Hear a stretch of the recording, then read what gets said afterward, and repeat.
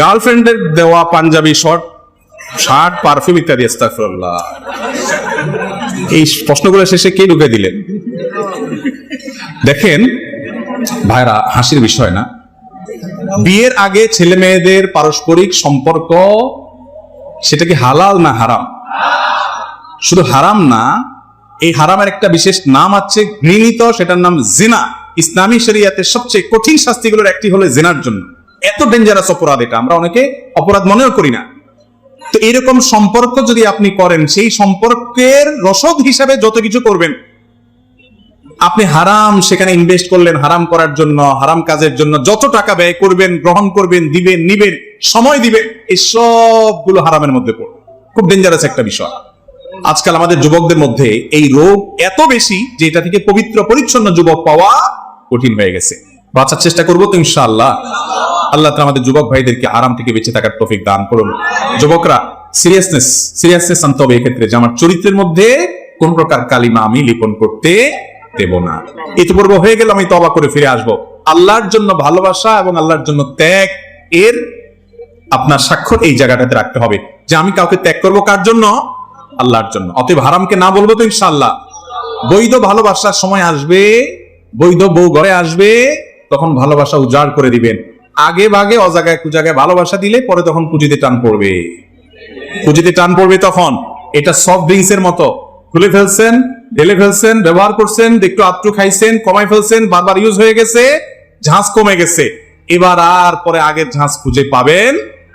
অতএব যদি নিজের সময় মতো বৈধ স্ত্রীর সাথে বৈধ ভালোবাসা থাকুক এটা চান, তাহলে এই আকাম কুকাম করা, ডাইনে বামে মুখ বাড়ানি, হারাম পথে যাওয়া ছেড়ে দেন, সোজা হয়ে যায়।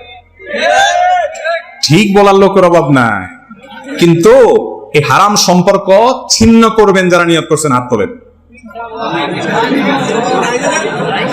অর্ধেক উঠে অর্ধেক নামে, ভয়ে ভয়ে যে বাপ চাচাকে কোন দিক থেকে তাকায়, দরকার নাই হাত তোলা। মনে মনে নিয়ত করেন ইনশাআল্লাহ, ঠিক আছে না? এরপরে প্রশ্ন হলো, আমার একটি প্রশ্ন, যে মানুষকে যে শয়তান ধোঁকা দেয়, মানুষকে তো শয়তান ধোঁকা দেয়, কিন্তু আল্লাহ যখন আদম আলাইহিস সালামকে সিজদা দেওয়ার জন্য ফেরেশতাদেরকে বললেন, তখন ইবলিস সিজদা দেয়নি। তাহলে ইবলিসকে কোন শয়তান ধোঁকা দিয়েছিল? দেখেন, আমি জানি না এসব কি ইচ্ছাকৃত আপনাদের এখানে এসব খোঁচাখুচি প্রশ্ন করছে কিনা। কয়েকটা প্রশ্ন দেখি এরকম, যার জন্য হতে পারে, আল্লাহ আলাম। দেখেন, খারাপ কাজ করে সব শয়তানের দোষে করে তা না। মানুষের নিজের মনও মানুষকে অনেক সময় খারাপ কাজের দিকে, আল্লাহ কোরআনে বলেছেন ইন্নান নাফসা লাআম্মারাতুম বিসসু, মানুষের প্রবৃত্তি মানুষ খারাপ কাজের নির্দেশ দেয়। সব সময় শয়তানই আমার সব করে, আমার কোনো দোষ নাই, তাহলে তো শয়তান একা জাহান্নামে যাইতো, আপনি যাইতেন না। অতএব ব্যক্তি নিজের দোষেও খারাপের দিকে যায়, প্রবৃত্তি মানুষ কোনো সময় খারাপ দিকে টানে। অতএব শয়তান না থাকলে, শয়তান আপনার অনুপস্থিত থাকলে সেখানে আর কোনো খারাপ কাজ হবে না, এমন কোনো কথা নাই। কারণ মানুষের প্রবৃত্তি অনেক সময় মানুষের খারাপ কাজের দিকে প্ররোচিত করে। ভেতরের শত্রু হলো নিজের প্রবৃত্তি, কুপ্রবৃত্তি, আর বাইরের শত্রু হলো শয়তান। অনেক সময় ভেতরের শত্রু ধ্বংস করে দেয়, বাইরের শত্রু লাগেও না। অনেক সময় দুইটা যোগ সদস্য মানুষ ধ্বংস হয়। আমার বাবা ও মার খুব ছোট বয়সে বিয়ে হয়েছে, তারা ছোট থাকে আমার দাদা ও নানা কবুল বলেছে। এখন আমার বাবা বয়স 50 এবং মার বয়স 50 এবং বাবার বয়স 65। এখনো কি তারা ওই বিয়ের মধ্যে আছে? ইসলামের বিধানে বিয়ে কি সঠিক হয়েছে? বাহ, এই ছেলে বাপ মার বিয়ে নিয়ে চিন্তা আছে, নিজের বিয়ের খবর আছে কিনা আল্লাহ জানে। আচ্ছা ভাই, তারপরে বেচারা মাসালা জানতে চাইছে। আলহামদুলিল্লাহ, আমাদের কাছে অনেকে তুচ্ছ ছোটখাটো মাসালা জানতে চায়, যেগুলো অনেক কাছে মনে হবে খুব লেই বা হাস্যকর। আমার কাছে কোনো মাসালা জানতে চাওয়া হাস্যকর নয়, কারণ তার যেটা জানার দরকার হয়েছে এটা তার কাছে অনেক গুরুত্বপূর্ণ হতে পারে। তাছাড়া শরীয়তের ইলমের কোনো অংশই ছোট হতে, যাই হোক, এই প্রশ্ন উত্তর হলো যে ছোটবেলায় নাবালেগ অবস্থায় যদি বাবা মা কোনো সন্তানকে বিয়ে দেন, শরীয়ত অনুযায়ী সে বিয়ে হবে ঠিক, তবে সেটা ঝুলে থাকবে। কিসের উপরে ঝুলে থাকবে?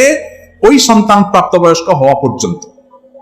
সন্তান প্রাপ্তবয়স্ক হওয়ার পর বাপ মা যে ডিসিশন নিয়েছিল তাদের ছোটবেলায় তাকে বিয়ে দিছে, তাহলে সেই বিয়ে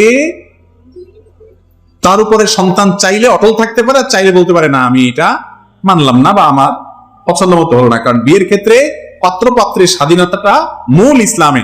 তাদের যদি ইচ্ছা না থাকে, জোর করে বাপ মা কেন, পুরো এলাকার সব মানুষ মিলেও তাদেরকে বিয়ে দিতে পারে না। এই জন্য বাপ মা যদি ছোটবেলায় কোনো বাচ্চার বিয়ে দেয়, তো সে বিয়ের কার্যকারিতাটা ঝুলে থাকবে বাচ্চাটা বালেগ হওয়া পর্যন্ত। বালেগ হওয়ার পর সে যদি এটা মেনে নেয়, তারা যদি এটা মেনে নেয়, বিয়ে হয়ে গেছে। না মেনে নিলে বিয়ে হয় নাই। তো যিনি প্রশ্ন করছেন, আপনার বাপ মা তো মানছে না, হলে আপনি দুনিয়াতে আসেন কেন? ওনারা তো মেনে নিছে এটা, আলহামদুলিল্লাহ। অতএব বিয়েতে কোনো অসুবিধা হয় না। আরেকজনের ওয়াইফাই চুরি করে বা হ্যাক করে ওয়াজ ডাউনলোড করে শুনলে সব হবে কিনা? এই প্রশ্ন কি দুষ্টামি করে কেউ দিছে নাকি আল্লাহ জানে, নাকি সত্যি জানার জন্য দিছে? যাই হোক ভাই, আমি একটু আগেই বললাম কোনো প্রশ্নই ছোট না। দিন সম্পর্কে, হালাল সম্পর্কে জানার জন্য কোনো প্রশ্নই ছোট না। এই প্রশ্নটাও গুরুত্বপূর্ণ, কোনো প্রশ্নই অগুরুত্বপূর্ণ না। শুনেন, কারোর ওয়াইফাই এটা যদি আপনি হ্যাক করেন বা চুরি করে সেটা যে কোনো ভাবে আপনি ইউজ করেন, ওই বেচারার যে স্পিড আছে সেই স্পিডের মধ্যে ঘাটতি হবে কি হবে না, কমতি হবে কি হবে না? তাহলে তার ক্ষতি হলো না? জিনিসটা তার, এটার বিলটা সে দিচ্ছে, আপনি আলগা খাইতেছেন যে সেখানে, আপনি আলগা খাইতে যাইয়া তার স্পিড কমায়া তার ক্ষতি করতেছেন, চুরি করতেছেন। এটাও চুরি, এটাও না যায়, যেটাও গুনাহ। এটা করতে পারেন না আপনি।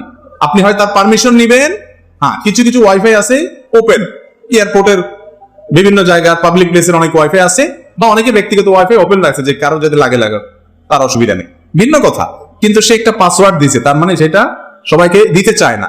আপনি এটা হ্যাক করলেন, করে আপনি ব্যবহার করলেন, প্রশ্ন আপনি লিখলেন, আবার যে ওয়াজ শুনছে, যদি ভাদ্রামো করে প্রশ্ন দিয়েও থাকেন, তারপরও বলবো যে যদি এটা দিয়ে আপনি ওয়াজও শুনেন, তারপরও আপনার এই গুনাহ ঠিকই হবে। ওয়াজ শুনছে দেখে কাটাকাটি হবে না। একজনের গরু চুরি করে নিয়ে আসছে, আয়েশা কোরবানি দিয়ে দিছে, বলে যে চুরি করা গুনাহ আর কোরবানি করা সওয়াব, অতএব একটা একটা কাটাকাটি গোশত খাওয়া পাও। তো এইরকম কোন মাসালা বাইর করলে মুগুরের মায়ের একটাও নিচে খবরদার। আমার ছেলে নেশাখোর, মা বাবার কথা শুনে না, আমি কি করতে পারি এবং ওর জন্য কিছু নসিহত করবেন দয়া করে। ছেলে নেশাখোর, সে বাবা মার কথা শুনে না, এখন এই টাইমে কি করবে? আপনি একটা তাবিজ নিয়ে নিন কোন হুজুরের কাছ থেকে, তাইলেই একেবারে রাতারাতি পরিবর্তন হয়ে যাবে। কি বলে? এই কথাটা দুঃখ করে বললাম যে অনেক বাবা মা আছে, ছেলে মেয়ে তাদের যখন পরিণত বয়স হয় তখন যা করা দরকার তা করে না, যখন সর্বনাশ হয়ে যায় এবারে এসে কান্দে, হুজুর পানি পড়া দেন। এখন কি আর পানি পড়ার কাজ? এখন তো মুগুর পড়া লাগবে। এখন হুজুরের কাছ থেকে কি পড়া নিতে হবে? মুগুর পড়া নিতে হবে।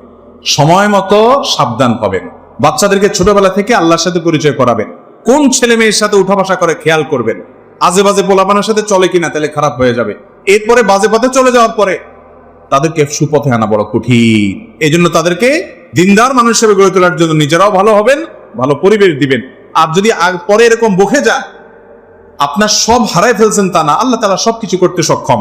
আল্লাহর কাছে দোয়া করবেন, চোখের পানি ফেলে বাবা হিসাবে, বাবার দোয়া, মায়ের দোয়া সন্তানের জন্য কবুল হয়। আল্লাহ আমার ছেলেটাকে মানুষ করেন, হেদায়েত করেন। এছাড়া বাকি যা করণীয় আছে সেগুলো করবেন ইনশাআল্লাহ। আশা করা যায় আল্লাহ তাকে হেদায়েত দিবেন।